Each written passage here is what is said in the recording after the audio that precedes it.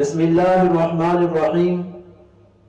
آج میں نہایت ہی افسوس کے ساتھ آپ سے یہ بات شیئر کر رہا ہوں کہ کل 10 ستمبر 2022 کو پاکستان تحریک انصاف نے چناب نگر، جس کو مرزائی رہوا کہتے ہیں، وہاں پر اپنا دفتر قائم کیا ہے۔ انتہائی افسوس کی بات ہے، اور وہاں کے شہریوں نے بھی جو مسلمان ہیں انہوں نے الحمدللہ ناراضگی کا اظہار کیا ہے اور تنقید کا نشانہ بنایا ہے۔ آج تک وہاں کسی سیاسی جماعت کا دفتر نہیں ہے، یہ پہلا دفتر ہے جو پاکستان تحریک انصاف نے وہاں پر قائم کیا ہے، اور ان کے دور حکومت میں بھی قادیانیوں کے ساتھ وفاداریاں رہی ہیں، قادیانیوں کے ساتھ ہمدردیاں رہی ہیں، اور ان کی حکومت کے بعد بھی جہاں تک وہ ہو سکتا ہے، جیسے سر ظفر اللہ قادیانی تھا، جہاں تک اس سے ہو سکا اس نے قادیانیت کو پہنچایا ہے۔ اور پاکستان تحریک انصاف، میں یہ کہنا چاہوں گا، آپ کو تو ایسا نہیں کرنا چاہیے تھا۔ آپ تو ایاک نعبد و ایاک نستعین کا درس دیتے ہیں، تو آپ کو کیا ضرورت پڑ گئی حضور کے دشمنوں کے پاس جا کر کے ووٹوں کی بھیک مانگنے کی؟ جب آپ کا اللہ پر یقین ہے تو پھر حضور نبی کریم رؤوف الرحیم صلی اللہ علیہ وسلم کے دشمنوں کے ساتھ تعلقات کو وابستہ کرنا یہ کہاں کی عقل مندی ہے؟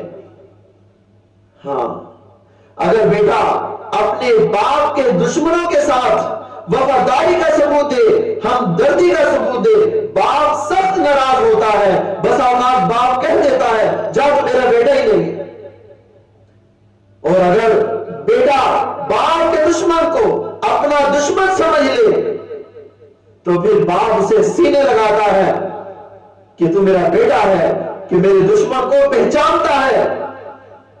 تو اگر ہم بھی چاہتے ہیں کہ حضور نبی کریم صلی اللہ علیہ وسلم کی شفاعت نصیب ہو جائے، تو ہمیں بھی حضور کے دشمنوں سے دور رہنا ہوگا، اور قادیانیوں کے ساتھ تعلقات کو ختم کرنا ہوگا، اور ہر قسم کی وابستگی ختم کرنی ہوگی۔ کیوں ہماری نمازیں اس لائق نہیں کہ وہ ہمیں جنت میں پہنچا دے، ہمارے روزے اس لائق نہیں وہ ہمیں جنت میں پہنچا دے، ہماری عبادات اس لائق نہیں وہ ہمیں جنت میں پہنچا دے۔ جنت میں لے جانے والی چیز وہ ایک ہی ہے، وہ حضور نبی کریم صلی اللہ علیہ وسلم کی محبت ہے۔ اگر آپ صلی اللہ علیہ وسلم کی محبت چاہتے ہیں تو پھر آپ کو قادیانیوں سے بائیکاٹ کرنا ہوگا۔ ہاں، مولانا فضل الرحمان صاحب نے چند دن پہلے جو کہا تھا نا کہ یہ سیاسی جماعت نہیں بلکہ یہ ایک فتنہ ہے، اس سے میں خود بھی بچوں گا اور دوسروں کو بھی بچاؤں گا۔ ارے خدا را پاکستان تحریک انصاف میں شمولیت اختیار کرنے والے نوجوانوں، میں آپ سے کہنا چاہوں گا کہ آپ عمران کو بچانا چاہتے ہیں یا ایمان کو بچانا چاہتے ہیں؟ ان دونوں میں سے ایک چیز بچ سکتی ہے۔ آپ ایمان کو بچائیں، ایمان کو بچاتے ہوئے یاد رکھیے گا، جو چیز بھی لٹتی ہے لٹ جائے، سیاست لٹتی ہے لٹ جائے، عزت لٹتی ہے لٹ جائے، گھر بار لٹتا ہے لٹ جائے، ایمان نہیں لٹنا چاہیے، کیونکہ اگر ایمان ہے تو سلامتی ہے، اللہ کی رضا ہے۔